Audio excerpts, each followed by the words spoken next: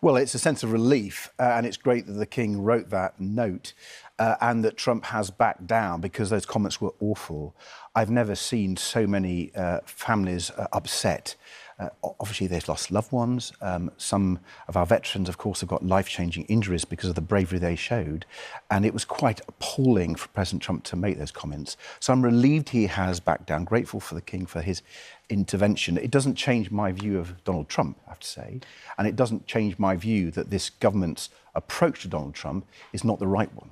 But when it comes to Donald Trump, do you think he's fundamentally right about defence? No. Because of the way he's supported, I think, Vladimir Putin in some of the aspects of the Ukraine.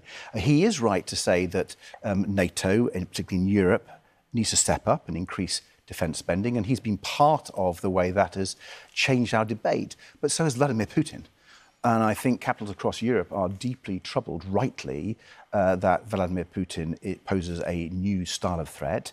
And that's why Liberal Democrats have argued that we need to increase defence spending. Today, we've called on the government to issue war bonds so we increase the amount of money available to invest in defence far more quickly. The government say they want to do that, but they haven't actually shown how we're going to get to 3% of GDP by the end of this decade. Do you think we're at war?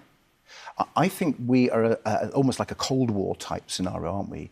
We've seen a lot of evidence of Russia using drones, using their submarines, the shadow fleets and so on. This is a serious threat, and we need to move far faster than the government's been doing. We've seen, for example, Poland using things like we're now arguing for these war bonds to increase their defence spending quickly, and we need to go rapidly. And my fear, particularly with the approach of Donald Trump, is that what we have understood for over 75 years, that the NATO alliance would hold together. There has to be a question, I regret to say, deeply regret to say, because of President Trump, there has to be a question about whether we can rely on the United States. And with him in the White House, they're no longer a reliable ally. We have to step up and fast.